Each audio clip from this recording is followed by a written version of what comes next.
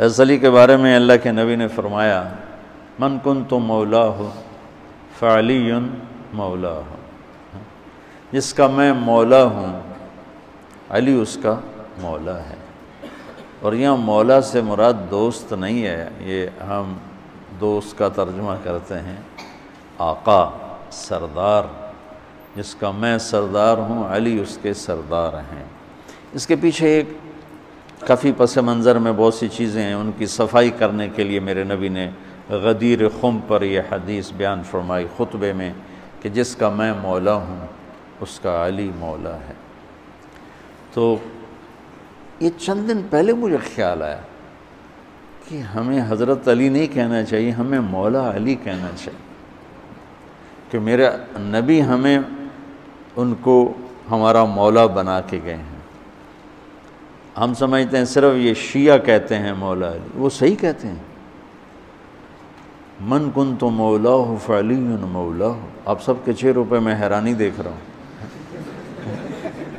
حالانکہ میں آپ کو صحیح حدیث پیش کر رہا ہوں، من کنت مولاہ فعلی مولاہ، جس کا میں مولا ہوں علی اس کا مولا ہے۔ تو میں اب حضرت علی نہیں کہتا، میں کہتا ہوں مولا علی، کہ ان کا حق ہے۔ جیسے ہر صحابی کی بعض خصوصیات ہیں جو دوسرے میں نہیں۔ آپ نے ابو بکر سب سے بڑی ہستی ہیں صحابہ میں، ان کو نہیں، آپ نے کہا کہ تو جنت میں میرے آگے آگے چلتا ہے۔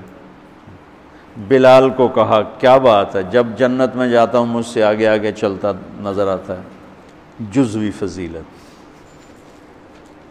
سارے لوگ پیدل چلیں گے، میں براق پہ چلوں گا، میرے نبی نے فرمایا، اور بلال میرے آگے سرخ اونٹنی پہ بیٹھ کے چلے گا، یہ جزوی فضیلت۔ جنت میں جانے لگوں گا تو جنت کی سواری کی لگام ایسے نیچے گرے گی۔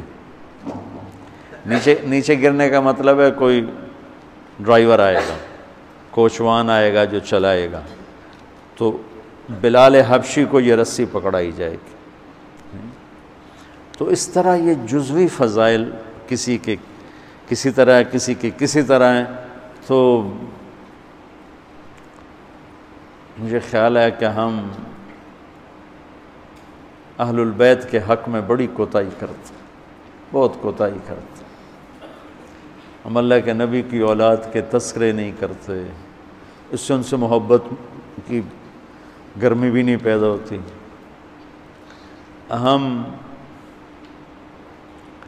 تم میری اولاد کی برائیاں میرے سامنے شروع کر دو تو تم مجھے اچھے لگو گے، اور میرے سامنے آ کر میری اولاد کی تم تعریف شروع کر دو، چاہے مجھے پتہ بھی ہو جھوٹی تعریف کرنا، تو بھی میرا دل خوش ہو جائے گا۔ تو ہم نے نا اللہ کے نبی کے گھرانے کے بارے میں بہت کوتاہی کی ہے، بہت کوتاہی کی۔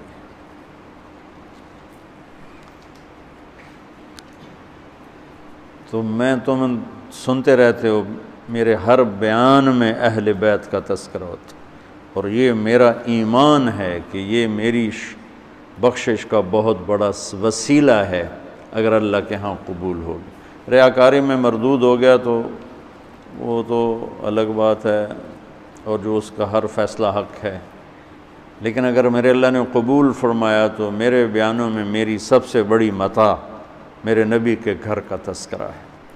میں اس سے اندر کی محبت سے بھر کے کرتا ہوں، اور اپنی کوتاہی پر اور امت کی کوتاہی پر استغفار کرتا ہوں کہ ہم نے اپنے نبی کی اولاد بھلانا تو کیا ہے، 60 سال میں کیا کر دیا، ذبح کر کے رکھ دی۔ مجھے حیرت ہوتی ہے کہ نبی کا نواسہ ہو اور ادھر سارے نامراد سور قسم کے انسان ہوں، اور پھر ان کے پیچھے لگ کے نبی کے نواسے کو ذبح کر دیا جائے، کچھ سمجھ میں نہیں آتی۔ شاید اللہ ان کے عالی شان مقام طے کر چکا تھا۔ جب وہ سب ساتھیوں نے کہا نا کہ آپ واپس چلیں، وہاں ابن زیاد آ چکا ہے، واپس چلیں، تو فرمایا کہ نہیں مجھے جانا ہے۔ ان کا تم موت دیکھ رہے ہو، کیوں جا رہے ہو؟ کہا مجھے میرے اللہ کے نبی خواب میں ملے ہیں، انہوں نے مجھے کچھ بات فرمائی ہے، لہذا مجھے جانا ہی جانا ہے۔